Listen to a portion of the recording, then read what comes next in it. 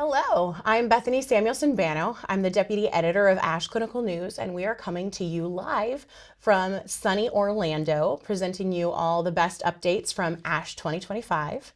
And I am privileged to have here with me today Dr. Calhoun, who is an expert in hemoglobinopathies and sickle cell disease. And we're going to be talking about some of the exciting science coming out of ASH 2025. So welcome and thank you for joining us. Thank you for having me. I appreciate it. We're delighted to have you. So let's start talking about this gene therapy that's administered with autologous conditioning, and now looking at it in younger kids than we've ever seen before with this particular therapy anyway. And what are your thoughts on the outcomes? Yeah, so this abstract was super exciting. You know, I remember December 2023, the ASH annual meeting when gene therapy for sickle cell disease was approved. Both gene therapies, both our CRISPR technology and the one using the viral vector.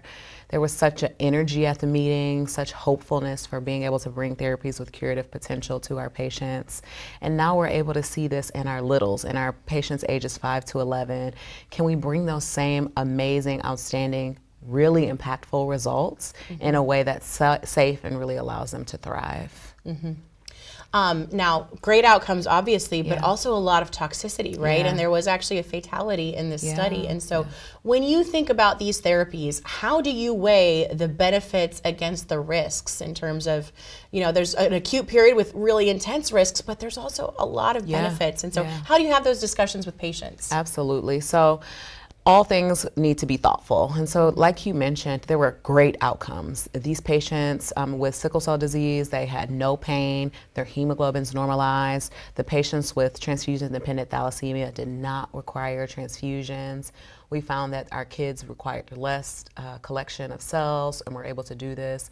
But you also mentioned that there was a devastating outcome with one fatality reported. And this was really associated with that full myeloablative conditioning and that drug busulfan that really is well known and well described to cause VOD. And so that child had VOD and passed away from complications related to that.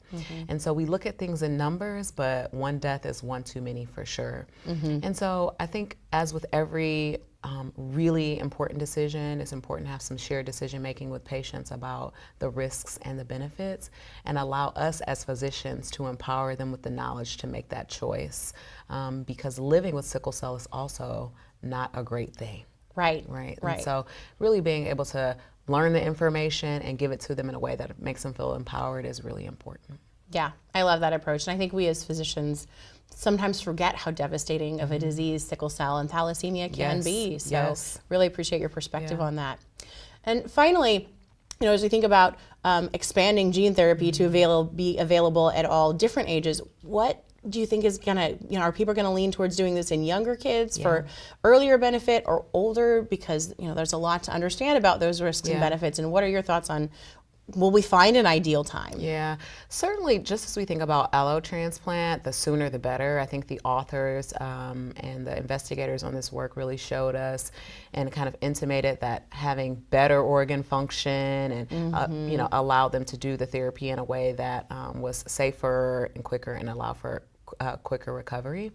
I think that we always want to, as soon as possible, be able to prevent any downstream complications related to sickle cell. You mentioned devastating disease, and the way I describe it to my patients is anywhere blood goes, sickle cells go, right? Yes. And so while we think of only pain, there's potential for stroke, there's potential for renal failure, for kidney failure, acute chest syndrome, which is really devastating in our young adults and can cause fatality. And so if we can intervene earlier than later, and really support our patients and prevent those downstream outcomes, again, it tends to think about the risk.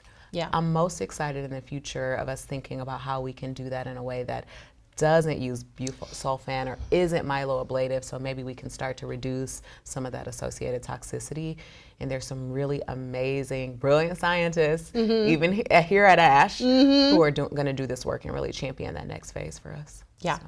Yeah, it's an exciting time to be in hemoglobinopathies. I know. Yeah.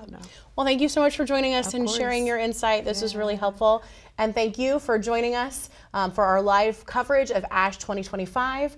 For more info, you can always find that on the website as well as in our January print edition of ASH Clinical News. And we'll look forward to seeing you there. Thank you for joining us.